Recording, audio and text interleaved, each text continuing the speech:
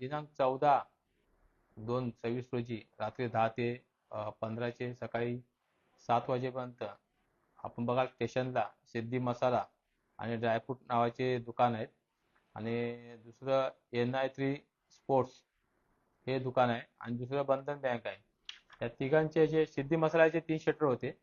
त्यांच्यामध्ये लॉक न लावल्यामुळे हे जे 2 आरोपी आम्ही अटक केले त्यांची MOB अशी आहे की ज्या शटरला 2 लॉक फक्त लावलेले असतात, मधला सेंटर लॉक लावला नसतो, तो हलवायचा आणि सहज ते उघडतं.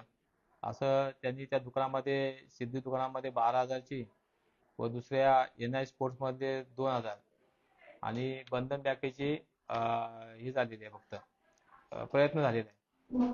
अशा प्रकारे त्याने घरफोडी केलेली आहे. आणि सकाळी आमच्या DB पथकाचे मी स्वतः हजर होतो. PSI पात्रे साहेब आणि पोलीस हवालदार कसबे, बाळनोत, जिरे व पोलीस कॉन्स्टेबल चव्हाण आणि निगडीकर आम्ही गस्त करत असताना ज्या पहिल्या फुटेजमध्ये आम्हाला जे लाल शर्टवाले आणि एक व्हाईट शर्टवाला जो आरोपी दिसला तोच बदलापूर रेल्वे स्टेशनला ते गस्ती दरम्यान आम्हाला तो दिसून आले ते लोक. म्हणजे ते आणि काय करत होते तेव्हा आणि किती वाजता काय सापडले कसं? ते आम्हाला साधारण दुपारी 3-4च्या दरम्यान काल? सापडले तिकडे. कालच सापडले घरफोडीच्या नंतर. मे बी ते परत दुसऱ्या दिवशी रेकी करायचा प्रयत्न यांचा असेल. कारण यांची पार्श्वभूमी बघितलं तर हे पुणे येथे राहतात.